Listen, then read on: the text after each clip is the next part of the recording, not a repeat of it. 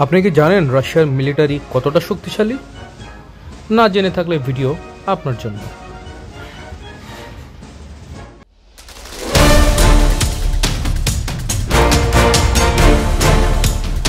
মে 2025 সালের হিসাব অনুযায়ী রাশিয়ার সামরিক বাহিনীতে প্রায় 1.134 মিলিয়ন, প্রায় 11,34,000 সক্রিয় সদস্য রয়েছে। রিজার্ভ সৈন্যের সংখ্যা প্রায় 2 মিলিয়ন। এই সংখ্যা তাদেরকে বিশ্বের পঞ্চম বৃহত্তম সামরিক বাহিনীতে পরিণত করেছে। সামরিক বাজেট 2023 সালে রাশিয়ার সামরিক বাজেট ছিল 86.4 বিলিয়ন মার্কিন ডলার, যা তাদের জিডিপির 4.1%। 2025 সালের জন্য এই ব্যয় আরও বাড়বে বলে ধারণা করছেন বিশেষজ্ঞরা।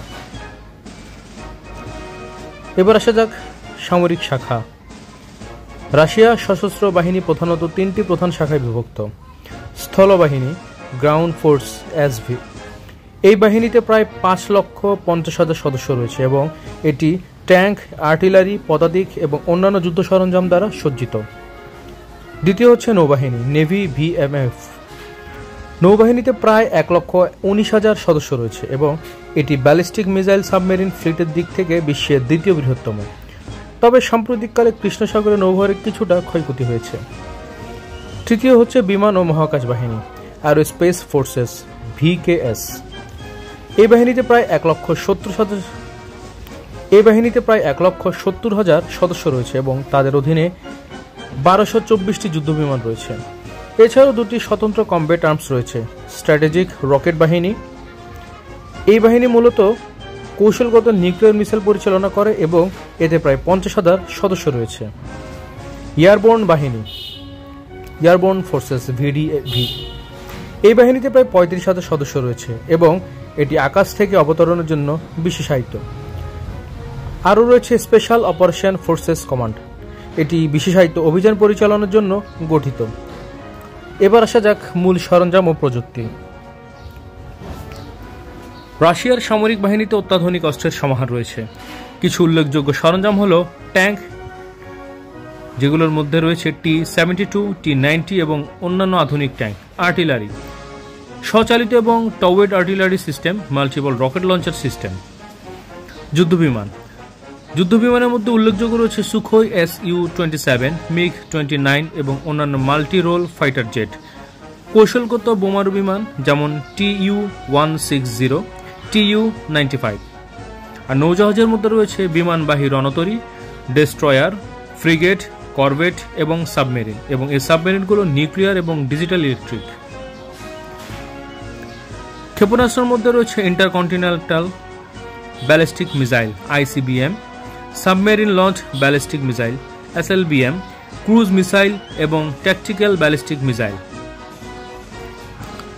এবং অন্যান্য সরঞ্জামের মধ্যে রয়েছে আধুনিক radar system, electronic warfare system এবং ড্রোন।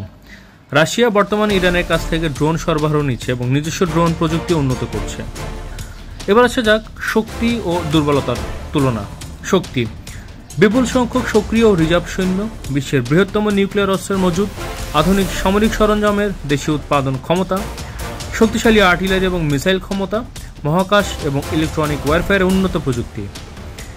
এবং দুর্বলতার যে বিষয়গুলো রয়েছে, ইউক্রেন যুদ্ধে উল্লেখযোগ্য পরিমাণে সামরিক সরঞ্জাম ও জনবলের ক্ষয়ক্ষতি, কিছু ক্ষেত্রে পশ্চিমা প্রযুক্তির তুলনায় প্রযুক্তিগত পশ্চাৎপদতা, সরঞ্জাম রক্ষণাবেক্ষণ ও সরবরাহে কিছু সমস্যা, কমান্ড এবং কন্ট্রোল কাঠামোয় দুর্বলতা কিছু ক্ষেত্রে। সাম্প্রতিক পরিবর্তন ও আধুনিকায়নে বেশ কিছু উল্লেখযোগ্য পদক্ষেপ নিয়েছে রাশিয়ান মিলিটারি। রাশিয়া তাদের সামরিক বাহিনীকে আধুনিকরণের উপর জোর দিচ্ছে। তারা নতুন প্রজন্মের যুদ্ধবিমান, ট্যাঙ্ক এবং অন্যান্য সরঞ্জাম তৈরি ও মোতায়েন করছে। হাইপারসোনিক গ্লাইড ভেহিক্যাল, অ্যাভানগার্ডের মতো অত্যাধুনিক অস্ত্র তাদের কৌশলগত সক্ষমতা বৃদ্ধি করছে।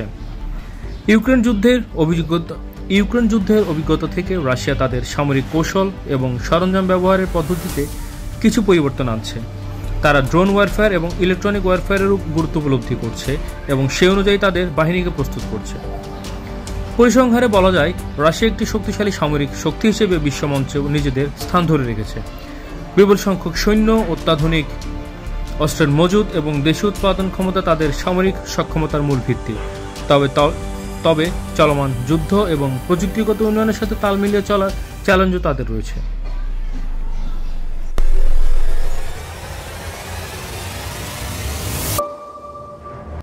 রাশিয়ান মিলিটারির শক্তি নিয়ে আপনার মতামত কি?